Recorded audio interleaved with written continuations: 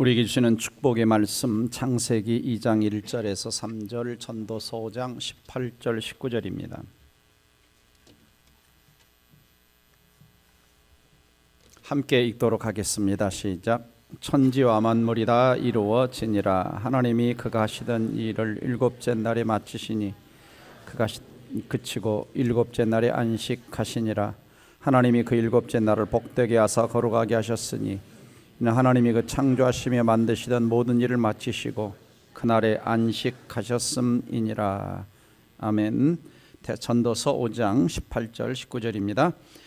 사람이 하나님께서 그에게 주신 바 그 일평생에 먹고 마시며 해 아래에서 하는 모든 수고 중에서 낙을 보는 것이 선하고 아름다움을 내가 보았나니 그것이 그의 몫이로다. 또한 어떤 사람에게든지 하나님이 재물과 부요를 그에게 주사 능히 누리게 하시며 제 몫을 받아 수고함으로 즐거워하게 하신 것은 하나님의 선물이라. 아멘. 오늘은 담장을 넘는 그리스도인 6번째 시간 여가, 다시 말하면 쉼에 대해서 어떻게 우리의 삶에서 그리스도인으로 선용할 것인가.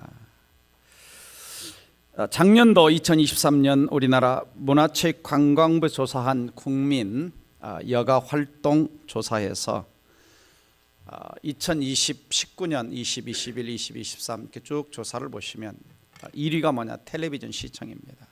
1위가 텔레비전 시청, 2위가 산책 및 걷기예요. 그래서 산책 및 걷기가 조금씩 올라가고 있죠. 텔레비전 시청 좀 내려가고 있고, 그 다음에 모바일 컨텐츠, OTT 이런 시청들, 그러니까 이제 핸드폰이라든지 뭐 유튜브 여러 가지 이런 것들.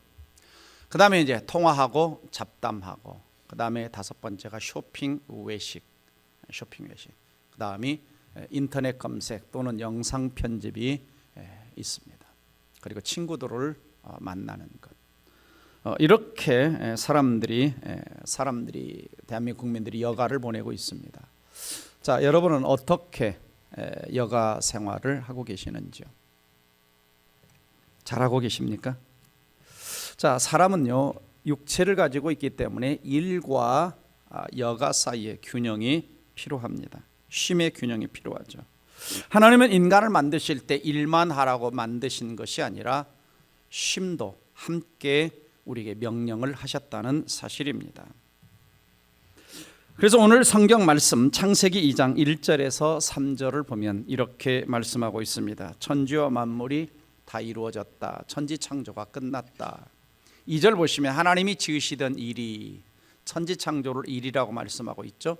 일곱째 날이 이를 때에 마치니 그 지으시던 일이 다 함으로 일곱째 날에는 안식하셨다. 그리고 3절 보시면 일곱째 날을 복을 주셨고 거룩하게 하셨으니 이는 하나님이 그 창조하시며 만드시던 모든 일을 마치시고 그 일곱째 날에 안식하셨다. 쉬셨다라는 의미입니다.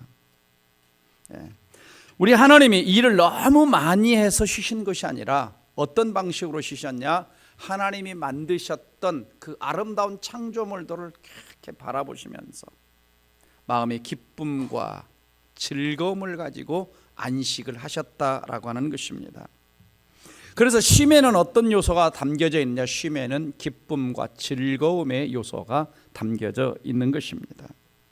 그렇죠. 우리 인간은 하나님을 닮은 존재로 만들어졌기 때문에 우리도 일을 하고 우리도 쉴 수 있는 이러한 시간들을 하나님이 주신 것입니다.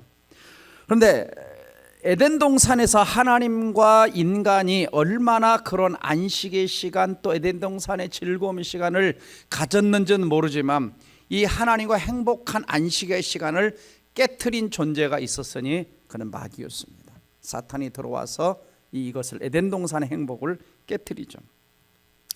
그래서 하나님은 인간이 타락한 이후에 또다시 십계명을 통해서 안식의 계명을 말씀하십니다.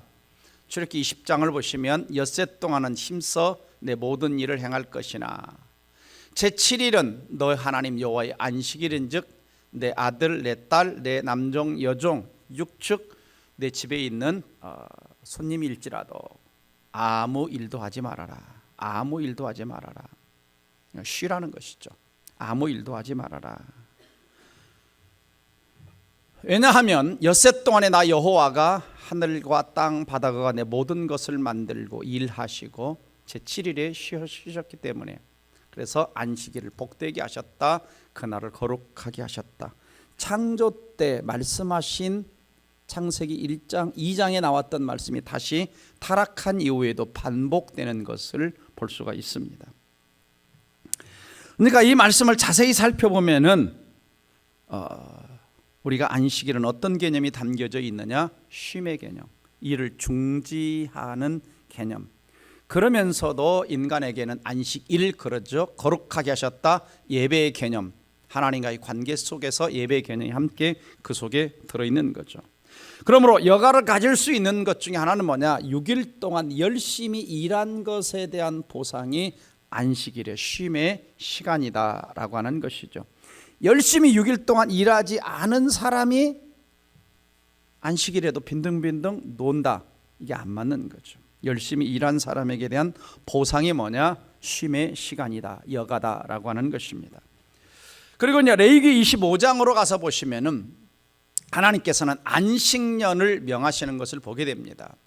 안식년이라고 하는 것은 6년 동안 농사를 짓고 7년째에는 그 땅을 쉬게 하고 사람도 농사를 짓지 않고 쉬는 시간. 그래서 7째 해는 그 땅이 쉬어 안식하게 할지니 여호와께 대한 안식이다. 너는 그 밭에 파종하거나 포도를 가꾸지 말고, 또 내가 거둔 후에 자라는 것을 거두지 말고 가꾸지 아니한 포도나무가 맺은 열매를 거두지 말라. 이는 땅의 안식년이다. 안식년이다. 그러니까 땅도 쉬고 그 다음에 사람도 농사를 짓지 않으니까 쉬게 되는. 그리고 이제 이 안식일이 확대된 것이 안식년이고, 안식년이 더 확대된 것 중에 하나가 뭐냐면 희년이라는 게 있습니다. 희년. 희년은 77에 49, 그러니까 7번째 돌아오는 50년째, 77에 49, 50년째가 되면은 뭡니까? 또 희년을 맞이하게 될 때 하나님이 쉬도록 명하시는 것을 볼 수가 있습니다. 그래서 우리 하나님은 모든 자연 만물이, 또 농작물까지도, 일하는 노동자들까지도 무슨 시간을 주셨냐? 일만 하지 말고 쉬는 시간을 가져라. 그래서 이제 목회자들도 종종 6년 동안 일을 하고 7년째에 이제 안식년을 갖기도 하는데, 저는 안타깝게도 20년이 됐는데 안식년을 한 번도 못했어요. 이제 안식년을 가질 때가 되지 않았나 생각이 들기도 하는데 안식월을 가지려고 생각을 하고 있습니다. 그래서 사람들이 이제 번아웃 되지 않도록 해야 되는 거죠. 그래서 안식년에 행하는 어떤 일들을 하게 되냐? 땅을 쉬고 씨 뿌리는 일, 열매 거두는 일을 금지하고 휴식을 취하라 그랬어요. 휴식을 취하라. 그리고 모든 땅이 하나님의 소유라고 하는 것을 인정하고 가난한 자들이나 이방 나그네 그리고 짐승들의 생계를 보장해 주어라. 그리고 이스라엘의 종도를 해방시켜주고 채무 빚 등으로 종이된 자들을 자유롭게 해주고 빚을 면제해 주는. 그러니까 이 안식년에는 굉장한 의미들이 담겨져 있는 것이죠. 그래서 심지어 노예들, 종들을 해방시켜주는, 빚이 있으면 빚까지 면제해주는, 자유케 해주는 이런 의미. 그러니까 안식이라는 거, 안식년이라는 것이 단지 쉼의 의미만 들어있는 것이 아니라 사람들에게 자유를 베풀어주는 의미가 들어있다라고 하는 것입니다. 신약으로 놓으면 우리 예수님께서는 공생의 기간 동안 매우 바쁘셨어요. 그런데 제자들에게도 쉬라고 말씀을 하시죠. 마가복음 6장 30절 32절을 보시면 사도들이 예수께 모여 자기들이 행한 것과 가르친 것을 낱낱이 일을 하고 온 거죠. 사역을 하고 와서 보고를 합니다. 그럴 때 너희는 따로 한적한 곳에 와서 잠깐 쉬어라 그럽니다. 한적한 곳에 와서 잠깐 쉬어라. 왜냐하면 오고 가는 사람이 많아 음식 먹을 겨를도 없었다 그럽니다. 음식 먹을 시간도 없었다. 그래서 잠깐 쉬어라. 그래서 32절 보시면 배를 타고 어디로 가십니까? 한적한 곳으로, 쉴 수 있는 곳으로 제자들과 함께 가시는 것을 볼 수가 있습니다. 그러니까 예수님도 우리 제자들에게 뭡니까? 마음껏 일만 하라고 하는 것이 아니라 쉴 수 있는 이러한 명령을 하신 것을 볼 수가 있고, 마태복음 11장 28, 30절 말씀 보면은 수고하고 무거운 짐을 가진 모든 인생들에게 주님은 내게로 와서 쉼을 얻으라고 주님이 말씀하시는 것을 볼 수가 있습니다. 그리고 장차 예수님이 다시 재림하시는 그날을 우리에게는 영원한 안식이 기다리고 있다. 그런즉 안식할 때가 있나니 하나님 백성에게 남아있도다. 이미 그의 안식에 들어간 자는, 그러니까 여기서 안식에 들어갔다라고 하는 것은 천국에 들어갔다라고 하는 것입니다. 하나님이 자기 일을 쉬심과 같이 이제 이 땅에 모든 사명을 그치고 저 천국에 들어간, 먼저 세상을 떠난 성도들이 안식에 들어간 자들이죠. 우리도 언젠가는 그 안식의 나라, 쉼의 나라, 영원한 쉼이 있는 그 나라에 들어가게 될 것입니다. 자, 크리스찬의 삶은 크게 두 가지로, 모든 사람의 삶이라고 할 수가 있죠. 하나는 우리의 삶은 일과, 하나는 여가로 나눌 수가 있습니다. 일이라고 하는 것은 의무적인 활동, 꼭 해야 하는 활동이 일이라고 할 수가 있죠. 그리고 이제 선택적인 활동, 또 자유롭게 선택할 수 있는 활동을 우리가 여가라고 할 수가 있습니다. 그래서 꼭 해야 하는 일이란 무엇이냐라고 하는 것이죠. 지난주에도 번에도 우리가 일에 대해서 생각을 해봤지만, 자, 일이란 생활의 필요를 채우는 수단이죠. 생계 유지를 위해서. 또 죄 지은 인간에게 이 일은 부분적으로 하나님이 징계이기도 합니다. 창세기 3장 17절 보시면, 땅은 너로 인하여 저주를 받고, 그렇죠? 선악과를 따먹었기 때문에 땅은 너로 인하여 저주를 받고 너는 종신토록 수고하여야 그 소산을 먹으리라. 그래서 노동에는 일부 하나님의 징계가 들어 있습니다. 세 번째는 생산의 수단이죠. 경제적인 측면에서 생산의 수단. 네 번째는 개인의 성취감으로서의 일이 있습니다. 그래서 사람들은 일을 통해서 어떤 성취를 하고 만족감을 느끼기도 하죠. 심리적인 만족의 매개체이기도 하는 것입니다. 그리고 다른 사람을 섬기는 교회나 사회에서 봉사의 일이 있다고 할 수가 있습니다. 그러면 여가란 무엇인가, 여러 가지 정의를 내릴 수가 있는데 우리가 같이 한번 읽어볼까요? 시작. 여가란 만족을 위해 비교적 자유롭게 선택할 수 있는 활동, 만족을 위해서, 즐거움을 위해서. 두 번째, 시작. 여가란 일, 가족, 사회와 같은 책임 있는 것에서 분리되는 휴식, 오락, 교양을 넓히는 일 등과 같이 개인이 의지적으로 바꿀 수 있는 활동이다. 세 번째, 여가란 생존이나 생계를 위해 요구되는 것으로부터 초월하는 시간이다. 초월하는 시간이다. 그래서 원래 그리스어에서 스콜레라고 하는 단어가 여가란 단어인데 멈추다, 그만두다 라는 의미가 있습니다. 자유로운 시간, 어떤 것을 할 수 있는 자유. 그렇죠. 직장에 가면 여러분이 거기 일에 매여 있죠. 내가 마음대로 할 수가 없지 않습니까? 직장의 틀 속에서 일을 해야 되는데 직장을 벗어나면 내가 마음껏 선택할 수 있는 자유를 가지고 여가를 즐길 수가 있죠. 그래서 책임, 필연성, 의무감으로부터의 자유가 여가라는 의미, 쉰다라고 하는 의미가 담겨져 있는 것입니다. 그래서 세 가지로 이 여가를 분류할 수가 있는데, 하나는 자유시간으로서 여가가 있고, 활동으로서 여가가 있고, 생활의 특성으로서의 여가가 있습니다. 자, 자유시간으로서의 여가는 뭐냐면 방금 전에 설명을 드린 것처럼 내가 꼭 해야 되는 일, 꼭 필요한 일, 어떤 생활 유지나 어떤 경제 유지를 해서 이걸로부터 자유함을 얻는 거죠. 그래서 일을 하지 않는 것, 의무감, 책임감에서 해방된 것, 어떤 딱 구속된 틀 속에서 벗어난 이것을 이 생활의 자유로서의 여가라고 할 수가 있습니다. 두 번째는 활동으로서의 여가가 있죠. 활동으로서의 여가.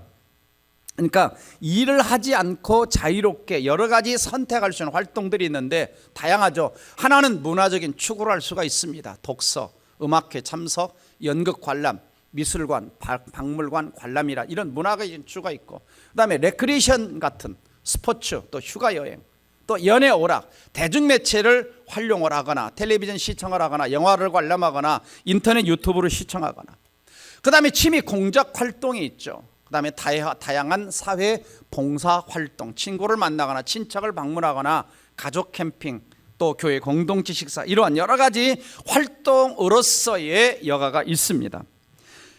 세 번째는 생활의 특성으로서 여가가 있는데, 생활의 특성이라는 것은 뭐냐면 즐거움, 여가는 즐거움에 근거하고 기쁨과 만족의 정도를 반영하는 것이 여가라고 할 수가 있습니다. 그러니까 여가를 통해서 우리는 뭘 느끼느냐? 만족함, 행복함을 누리는, 이것이 여가라고 할 수가 있는 것이죠. 또 여가는 일에 대한 보상으로서 주어지는 것인데, 우리가 일 속에서는 다 긴장돼 있죠. 이것이 다 이완되고, 그 다음에 즐거움을 느끼고 개인의 발전의 기회로서, 생활의 특성으로서의 여가가 있습니다.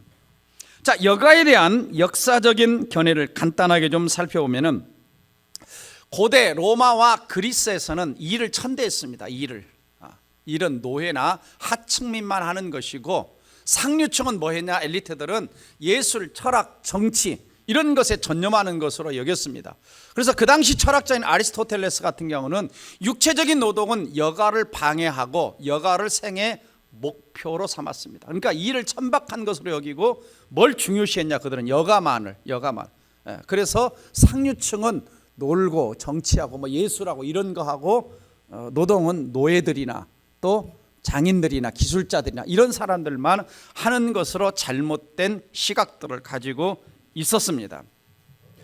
그러다가 이제 중세시대라고 하는 것은 보통 5세기에서 14세기 약 한 1000년간의 기간을 말합니다. 여가에 대한 부정적인 태도를 가지고 있었죠. 특별히 이제 이 시기에는 금욕주의 영향들이 강했습니다. 그래서 여가를 회피하는 경향이 있었죠.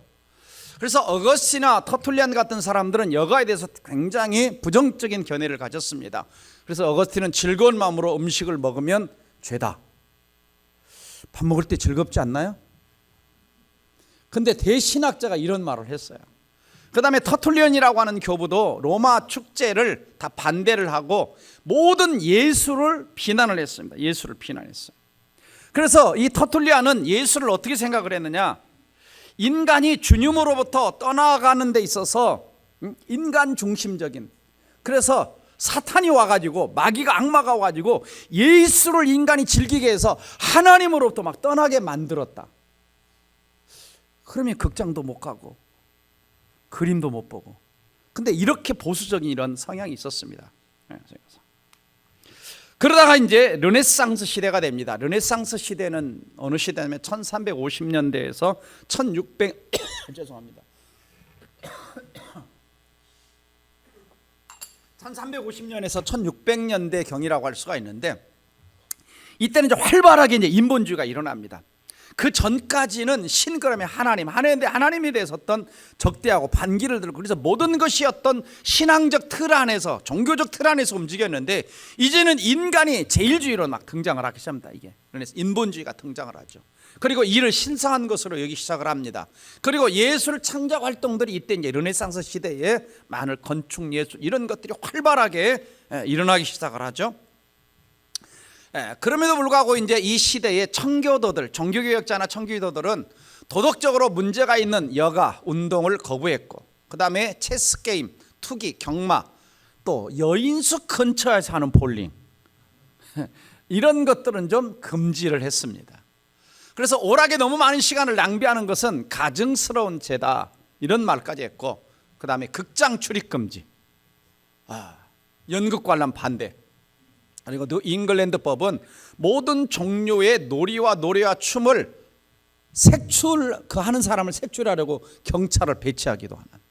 그러니까 굉장히 오락에 대해서 또 이렇게 청교도들은 좀 보수적인 이런 좀 견해를 가지고 있었다라고 하는 걸 볼 수가 있습니다. 그래서 청교도 목사님인 리차드 백스터는 그리스도인이 여가를 가질 때 이런 조건을 지켜야 된다라고 제안을 합니다. 그래서 여가는 궁극적으로 하나님을 섬기고 맡겨진 평범한 일과 의무를 수행하는 데 도움이 돼야 되고, 오락이 불경스럽고 추잡해서는 안 되고, 다른 사람에게 피해를 주어서도 안 되고, 게으름이 쌓여 운동으로 나타난 경우에 운동은 합법적이지 못하고, 그러니까 게으른 데 가서 이제 운동으로 이제 때우는. 그 다음에 더 좋은 여가를 선택할 수 있음에도 불구하고 적합지 않은, 유익하지 않는 여가를 선택하는 것은 죄다라는 이야기를 했습니다. 그러다가 이제 계몽주의 시대, 17세기 18세기입니다. 계몽주의 시대, 기성이 팍 하고 깨어나는, 그래서 빛의 시대다라고 이야기도 하죠. 계몽주의 시대. 그래서 이제 이 시대가 되면 하나님의 존재라든지 어떤 종교적 의무감이라든지 이런 것들이 막 사라져 버립니다. 르네상스 시대에서부터 이제 인간이 자기 중심, 인간 중심 이런 것들이 점점 올라오는 거예요. 그래서 이제 하나님 중심이 아닙니다. 자기 중심이 돼요. 인간 중심이 돼요. 그래서 이제 성공은 뭐냐? 그 당시 성공은 돈 많이 버는 거다. 성공은 돈 많이 버는 거다. 그래서 돈에 이렇게 집중하다 보니까 일에 집중을 합니다. 일에. 그러다 보니까 여가나 예배를 위한 시간들이 빼앗기기 시작을 하죠. 그래서 일하며 시간을 보내는 것은 돈을 저축하는 것과 같다. 이런 생각들이 팽배했습니다. 그러다가 이제 1760년대 뭐가 일어납니까? 산업혁명이 일어나죠. 산업혁명이. 이 산업혁명이 이제 일어나면서 사람들이 이제 다 일터로 나가면서 어떤 사회적인 여가 시간을 다 빼앗기는 이런 시대가 도래됐습니다. 그러다가 이제 오늘날 우리가 살아가는 20세기, 21세기는 어떻습니까? 이제는 과학기술의 발달로 여가의 범위가 이제 크게 확장돼 가지고 이 시대는 여가의 시대다 그럽니다. 여가의 시대. 비행기도 발달을 하고 기차도 발달을 하고, 그래서 이제는 사람들이 이제 시간만 나면, 그래서 인천공항, 김포공항을 가면 어떤 연휴만 되면 어떻죠? 차고 넘칩니다. 사람들이 차고 넘쳐요. 차고 넘쳐. 그래서 현대 여가는 종교적인 것들이 이제는 사라졌어요. 거의 이제 세상적인 관점에서만 이제 여가를 즐기는 시대가 되어버린 것입니다. 바로 이제 이러한 시대에 우리는 한 사람이 크리스찬으로서 어떻게 기독교인답게 여가를 선용하며 살아갈 것인가? 첫째는 여가는 하나님이 사람들에게 주신 선물이라는 생각을 가지라는 거죠. 자, 오늘 우리가 읽었던 전도서 5장 말씀을 보시면은 사람이 하나님께서 그에게 주신 바 그 일평생에 먹고 마시며 해 아래에서 하는 모든 수고 중에서 낙을 보는 것이 즐거움이죠. 낙이 즐거움을 보는 것이 선하고 아름답다 그럽니다. 선하고 아름답다. 즐겁게 사는 것이, 먹고 마시며 즐겁게 사는 것이 선하고 아름답다. 19절과 즐거웁니다. 시작. 또한 어떤 사람에게든지 하나님이 재물과 부요를 그에게 주사 능히 누리게 하시며 제 몫을 받아 수고함으로 즐거워하게 하신 것은 하나님의 선물이라. 재물과 부요를 그에게 주사, 물질을 왜 주셨냐, 부요를 왜 주셨느냐, 그걸 누리라고. 누리라고 하나님이 주셨다. 그래서 몫을 받아서 내가 수고한 것 가지고 뭐 합니까? 즐거워하게 하신 것은 하나님의 선물이다 그랬습니다. 그래서 여러분이 맛집 가셔도 괜찮습니다. 맛있는 것도 드시고 먹고 즐겁고 기쁘고, 그게 누가 주신 거다고요? 하나님의 선물이다. 자, 전도서의 말씀도 같이 한번 읽어볼까요? 3장 12, 13절 시작. 사람들이 사는 동안에 기뻐하며 선을 행하는 것보다 더 나은 것이 없는 줄 내가 알았고 사람마다 먹고 마시는 것과 수고함으로 낙을 누리는 것이 하나님의 선물인 줄 또한 알았도다 그랬죠. 먹고 마시는 것과 수고함으로 즐거움을 누리는 것이 뭐다? 하나님의 선물이다. 그러니까 하나님은 우리가 이 땅을 사는 동안 그냥 이렇게 움크리고 그냥 경건도 아니지만 이렇게만 살기를 원치 않으시고 맛집 가서 맛있는 거 먹고 짜장면 맛있다, 돈가스 맛있어, 제육볶음 맛있어. 자, 가끔 이제 제육볶음 먹거든요. 그래서 여기 동백을 이렇게 넘어서 거기 딱 시청 가기 전에 거기 넘어가면 꺼먹돼지가 있어. 꺼먹돼지. 그래서 가끔 이제 제가 그냥 혼자도 가서 이렇게 앉아서는 잘 안 먹고 투고를 해옵니다. 그래서 이제 먹으면서 우리가 즐거움을 누리라고 그랬어요. 자, 디모데전서 6장 10절 18 한 번 더 읽어봅니다. 시작. 내가 이 세대에서 부한 자들을 명하여 마음을 높이지 말고 정함이 없는 재물에 소망을 두지 말고 오직 우리에게 모든 것을 후히 주사 누리게 하신 하나님께 두며 선을 행하고 선한 사업을 많이 하고 나눠주기를 좋아하며 너그러운 자가 되게 하라. 여기서 경고의 말씀도 있죠. 재물에 소망을 두지 말아라. 대신에 하나님이 우리에게 모든 것을 후히 주사 그랬어요. 뭔 후히 주사? 누리게 하시는 하나님이다 그럽니다. 후히 주사 누리게 하시는 하나님. 그 안에 이제 물질도 들어가고 먹는 것도 들어가고 가정도 들어가고 우리의 삶에 다 들어가죠. 후히 주사 뭐 하시냐? 누리게 하시는 하나님이시다. 하나님이시다. 그러나 오용은 재물을 잘못 사용하는 것은 금지한다 라고 하는 거죠. 그래서 이제 첫 번째 즐겁게 먹고 마시고 여가를 누리고 즐기는 것은 하나님의 뭐다? 선물이다. 두 번째는 절기들이 있습니다. 축하와 축제 등을 즐겁게 보내라. 절기와 축제 등을. 그래서 구약에 보면은 절기들이 나오죠. 유월절, 무교절, 초실절, 맥추절, 초막절, 나팔절. 이때는 뭐냐? 노동을 다 쉽니다. 일을 다 쉬어요. 축제 기간입니다. 하나님께 예배하며 먹고 마시며 일주일씩 어떤 것은 일주일씩 즐기는 시간들을 갖게 되죠. 신약시대 오면 우리가 이제 부활절이나 성탄절이나 추수감 이런 절기들이 있지 않습니까? 그리고 우리나라 이제 나라 국가적으로 보면은 뭐 8.15방, 설날, 추석 이런 데 다 뭐죠? 공휴일이죠. 공휴일. 그다음에 여러분 이제 이건 개인은 공휴일은 아니지만 생일, 그다음에 결혼 기념일, 또 동백사나에게 6월 20일 창립 기념일 이럴 때는 뭐 하냐? 축하나 축제 시간들을 함께 갖는 겁니다. 그래서 금년에는 특별히 이제 20살 생일이 되어서 이제 다음 주에 전교인 큰 잔치도 열고, 지난주에 뭐 했어요? 어린이 큰 잔치를 열면서 보니까 사람들이 떡볶이도 먹고 순대도 먹고 닭갈비요 그게 뭐야? 하여간 솜사탕도 먹고 뻥튀기도 먹고 아이들이 막 즐겁게 하는 시간들을 가질 수가 있었습니다. 그리고 또 15일 날은 우리 목자들도 저기 단양에 수련회를 좀 다녀오셨고, 또 6월 달 되면 또 우리 목자들과 함께 어디 가느냐? 제주도에 또 이렇게 시간들을 갖게 됩니다. 그래서 수련회가 아니라 수양회로 갑니다. 그다음에 이제 세 번째는 여가는 그리스도인들에게 육체적, 정신적, 정서적을 이렇게 회복하는 시간이 돼야 된다. 그러니까 여가라고 하는 것은 너무 번아웃 되면 안 돼요. 그러니까 우리가 항상 중요한 것이 뭐냐? 노동도 너무 과해가지고 지쳐 쓰러지면 안 되죠. 일이 너무 과해도 안 돼요. 이제 저 같은 경우도 전에 이제 이명이 딱 찾아왔어요. 이명이 찾아왔는데 그때 어떤 방식 이명이 찾아왔냐면 그 주간에 굉장히 바빴어요. 막 교회 일이 바쁘고 또 장례가 나가지고 막 새벽에 2시에 나가고 3시에 나가고 그렇게는 했는데, 그때 딱 끝나고 나는데 갑자기 귀에서 소리가 삐하게 나기 시작하더니 소리가 왱왱. 그래서 이제 그때 안식년은 아니고 쉴월 해가지고 이제 석 달 동안, 제가 20년 목회하는 동안 공식적으로 딱 쉰 것은 아파서 석 달 쉬었어요. 아파서 한 번. 그래서 이제 코로나 직전에 이제 안식년 좀 가져야 되겠다 했는데 코로나가 온 거야. 너무 이제 번아웃 돼서도 안 되죠. 또 어떤 것 때문에. 그래서 이제 이 여가의 목적은 뭐냐면 재창조. 내가 다시 회복되는 거예요. 번아웃 되지 않고 회복되는 거죠. 구속적 성격, 너무 일에 빠져 있다거나 어떤 잘못된 길로 가서 이제 이 여가 시간은 나를 회복시켜주는 시간인 거예요.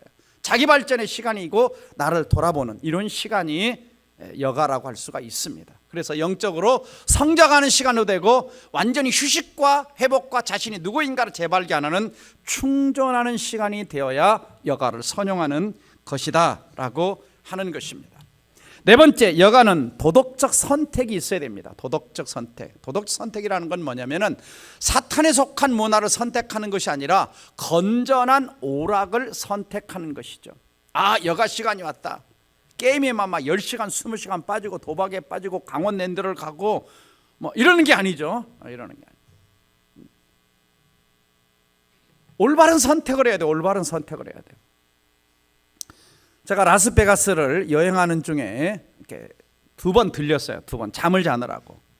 옐로스톤 가고 그랜드 캐년 가면서 2번을 들렸는데, 딱 이 라스베가스를 가면은 호텔에 이렇게 투숙을 하는데, 호텔에 올라가면 숙소로 바로 가는 게 아니에요.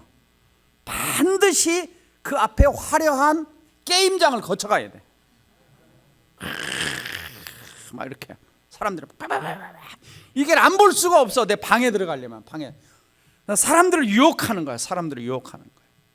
그래서 우리 초창기 때 어떤 성도님이 등록을 하셨어요. 저 민속촌 앞에 사시는 어르신이 등록을 했는데 어떻게 오셨냐 그랬더니 아들이 교회 다니라 그래서 왔대. 그래서 아이고 아들이 착한 아들이네요 그랬더니 원래는 안 착했대요. 그 아들을 미국의 라스베가스로 유학을 보냈대요.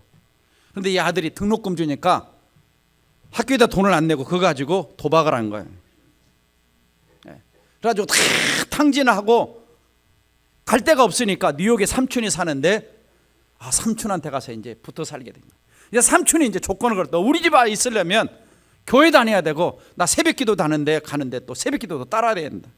할 수 없이 이제 가서 주일날 교회 가고 또 따라다니고, 그 다음에 새벽에 따라다 보니까 새벽교회 그 교회 차 운전도 하고, 그러다가 은혜를 받은 거예요. 얘가 은혜를 받아가지고 너무 그냥 하나님의 사랑에 감사해서 신학교 들어갔대. 신학교. 그래가지고 예수 믿고 신학교 들어가서 아버지 교회 다니세요. 그래서 이제 참 원래는 잘못된 선택을 했는데 여가를 이 잘못한 거예요. 잘못. 근데 하나님이 바꿔주신 거죠. 하나님 바꿔주신 거예요. 그래서 우리가 도덕적 선택을 할 수 있어야 되는 것이죠. 다섯 번째는 여가를 통해 가족의 행복을 증진하는 시간이 돼야 됩니다. 참 요즘에 가족 중심의 시대가 되기도 했지만은 또 개인 중심의 시대가 됐습니다. 사실 가족이라고 하는 것은 여가를 누릴 수 있는 가장 중요한 사회적인 공간이 어디냐? 가족이라고 할 수가 있죠. 가족. 근데 요즘에는 핵가족화가 아니라 개인화돼 버렸어요. 개인화. 지난주 설명드렸잖아요. 1인 가구가 1000만 가구가 넘어갔어요. 1인 가구가 1000만 가구. 이제는 부모와 자식이 같이 안 사는 시대가 된 거예요. 안 사는.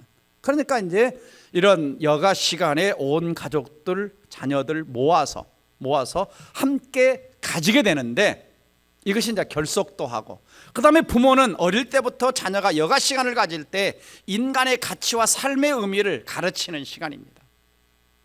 제일 마지막 문장 같이 한번 읽어볼까요? 제일 밑에 시작. 자녀들에게 여가의 바른 가치를 가르치지 않는 부모는 부모의 의무의 중요한 부분을 놓치고 있는 것이다. 무슨 말이냐면요, 가족 공동체에서 올바른 여가를 즐기고 기뻐하는 걸 누리지 못하면은 이 아이들은 밖에 나가서 인간에게는 즐겁게 살고자 하는 욕망이 있으니까 친구들과 또 잘못된 어떤 여가를 배우게 되는 거죠. 그러면 이 아이의 삶의 습관이 잘못 드는 겁니다. 성장해 갈 때 잘못 습관이 들어요. 그래서 부모는 자녀들과 함께 자랄 때 좋은 여가의 습관을, 여가를 가지면서 드릴 필요가 있다라고 하는 것입니다. 한 가지 여가를 누리는 뭐가 필요하냐? 우정. 여가를 통해서 우정도 돈독해야 될 필요성이 있어요. 자, 여러분, 머릿속에 좋은 친구가 생각나는 사람이 있습니까? 생각나요? 네. 저 같은 경우도 이제 친구들 모임을 하고 있는데, 이제 고등학교 모임은 없어요. 제 고등학교를 못 다녀가지고. 중학교 모임은 있었는데, 중학교 모임을 한다 그래서 나갔는데 가다가 말았어요. 왜냐하면 처음부터 끝까지 소맥 2차 3차 강남에서 몇 번 만났는데, 그 다음에 또 남한산성에서 만나는데 처음부터 끝까지 소맥. 무슨 말인지 아세요? 그러니까 어떤 친구가 얼큰하게 올라, 야, 너 안 마시려면 오지마.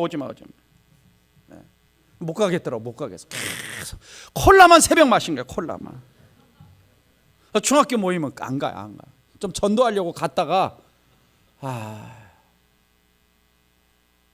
근데 대학교 모임은 있어요. 지금. 그래서 자주 만나자고 그래가지고 자주는 못 가는데 한 달에 한 번씩 만나요. 지난번에도 우리 교회 한 20 몇 명 왔었죠. 대학 동창들. 또 대학원 동창들이 다는 못 만나고 8명이서 석 달에 한 번씩 또 만납니다. 그 다음에 이제 박사 공부했던 친구들도 다는 못 만나고 5명이서 또 석 달에 한 번 정도 만나요. 그래서 이제 서로 우정을 통해서 서로, 저희도 이제 목회자들이니까 다들 정보도 주고받는 이런 시간들을 갖게 되는 거죠. 엊그제 이제 제가 지난 목요일 날에도 대전 세로남교에서 대학교 전체 총동문회 날 홈커밍 데이 시간이 있었어요. 한 1000명의 동창들이 모였거든요. 가니까 대학교 졸업하고 처음 만나는 친구도 있어요. 반갑다 친구야. 근데 이제 기숙사에서 같이 생활했던 어떤 친구는 있었는데 몰라서 그동안 소식을 몰라가지고 삐쩍 마른 거야. 이렇게. 왜 그렇게 말랐냐. 막 반가워서 악수를 했더니 형님, 저보다 이제 후배거든요. 형님, 위를 100% 잘라냈어요. 위가 없는 거 위로가. 그런 소식도 잘 몰랐어요. 이제. 근데 동창회 가니까 또 이제 만나는 거예요. 그래서 이제 목회를 하다가 그만두고 이제 아버지가 했었던 그 농장을 이어받아서 친한 마이산에서 18,000여 농장 운영하고 있으니 형님 꼭 놀러 오십시오. 네. 그래서 이제 우정도 우리가 좋은 관계를 유지하고 하는 것이다라고 하는 것입니다. 마지막으로는 여가와 교회 생활입니다. 여가의 교회 생활. 그래서 교회는 여가 이상 다양한 어떤 기회를 제공해 주고 또 가르쳐야 될 책임이 있습니다. 근데 사실은 저도 지금까지 수십 년 목회를 하면서 여가에 대한 설교를 처음 해요. 그리고 거의 이것에 대한 설교가 없어. 그러니까 교회는 주로 목사님들이 헌신해라, 충성해라, 이건 많이 가르치는데 놀아라, 이런 거 잘 안 가르쳐요. 왜냐하면 보편적으로 아까 터틀리나 어거스티나 이런 대신학자들이 이 여가나 오락 이런 것들을 굉장히 네거티브하게 마치 무슨 죄를 짓는 것 같은 이런 말들을 참 많이 했었기 때문에, 특별히 이제 청교도들이나 이 장로교 신앙은 청교도 신앙에 이렇게 그대로 들어와 있거든요. 그러다 보니까 이 여가에 대한 설교를 거의 들어볼 수가 없어요. 그러다 보니까 많이 못 가르치게 됩니다. 그래서 이제 여가라고 하는 것을 다시 띄워주시면, 이제 예배 이상의 의미가 있죠. 그래서 목장 성경 공부는 단지 성경 공부 이상의 의미가 있습니다. 같이 교제도 하고 목장별로 또 야유회도 갈 수가 있고, 그 다음에 여름 성경학교, 수련회, 어린이 큰잔치, 전교인 다음 주 단합대 좀 다 나와서 하호호 히히 하고 좀 즐거운 시간 되시기를 바랍니다.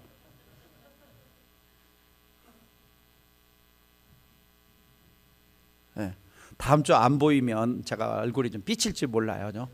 오셔가지고 좀 즐거운 시간을, 또 목자 수련회, 또 함께 먹는 점심시간도, 이런 시간도 다 우리에게 주는 일종의 여가입니다. 요즘 잘 못 모이지만 축구 선교회 이런 것들이 다 부부 목장도 지난주 다녀온 단합 모임, 탁구 모임, 이런 것들이 우리에게는 필요하죠. 마지막 기준 중에 하나를 제시하면 뭐냐면 고린도전서 10장 31절입니다. 같이 읽어보겠습니다. 시작. 그런즉 너희가 먹든지 마시든지 무엇을 하든지 다 하나님의 영광을 위하여 하라. 어떤 여가가 이게 어떻게 해야 될지 잘 모르겠다, 해야 될지 않아, 그럴 때 무슨 생각하냐, 이게 하나님이 기뻐하는 것인가, 하나님이 원하시는가. 왜? 먹고 마시고 즐거운 것은 하나님이 뭐라고 그랬어요? 선물이라고 그랬잖아요. 선물이라고 그랬잖아요. 근데 이제 하나님이 기뻐하지 않는, 성경에서 금하는 것들을 술 취하는 데 가는데, 도박하는 데 가는데, 도적질하는 이런 것들은 금하는 거죠. 그래서 마지막 조언 중에 하나는 여가는 노동, 일에 따른 보상 중에 하나입니다. 그래서 여가를 가지려면 엿새 동안 뭐 하라고 그랬어요? 열심히 일하라는 겁니다. 학생들은 열심히 공부하라는 것이죠. 공부하라는 것입니다. 마지막 한마디만 더 말씀드리면 중용과 균형입니다. 중용과 균형. 그러니까 중용과 균형이라는 것은 뭐냐면, 일을 하되 너무 번아웃 될 정도로 일하지 않고 여가를 가지되 여가를 너무 과도하게 가져서 일이 또 지장받을 정도가 되면 안 된다는 거예요. 그래서 생활 속에서 여가의 목적이 적절하게 성취되고 있는가를 점검해 보는 거죠. 여가의 목적은 휴식, 긴장이한 즐거움, 축하, 자기실현, 가족끼리 또 사람끼리 견고한 관계. 그 다음에 여가를 과도하게 사용하고 있는가. 그러니까 여가가 너무 그냥 시간, 물질이 너무 많이 투자되는 거예요. 시간, 물질이. 그래서 일할 여유가 없다든지 공부할 여유가 없다든지. 그 다음에 세 번째는 우상화를 피하라는 겁니다. 우상화. 뭡니까?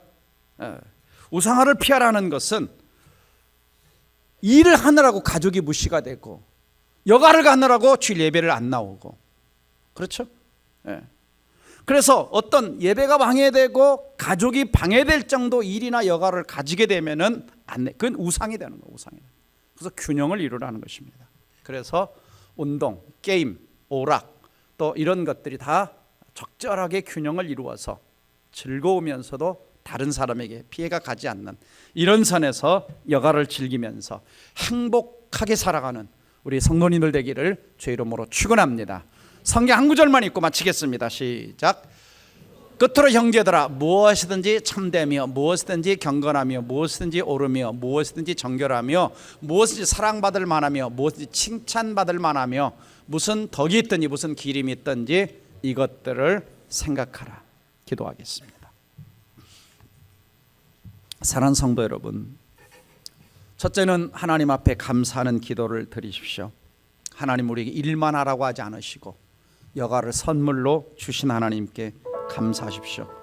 두 번째는 여가 시간을 통해서 정말 여가다운 시간들을 갖게 해달라고, 가족들이 행복하고 나 함께 여가를 가진 사람들이 즐거워할 수 있는 여가 시간, 질이 높은 여가 시간을 갖게 해달라고, 질 낮은 여가 시간이 아니라 수준 높은 여가 시간을 갖게 해달라고 기도하십시오.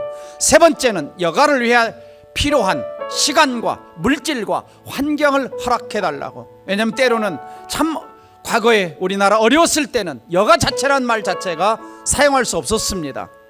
시간이 있어야 되고 때로는 경제적인 여유도 있어야 되고 환경도 필요합니다. 하나님, 나에게 여가를 잘 가질 수 있는 그런 환경도 시간도 물질도 넉넉하게 주옵소서. 함께 이 말씀 붙들고 통성으로 기도합니다. 다 같이 기도하겠습니다.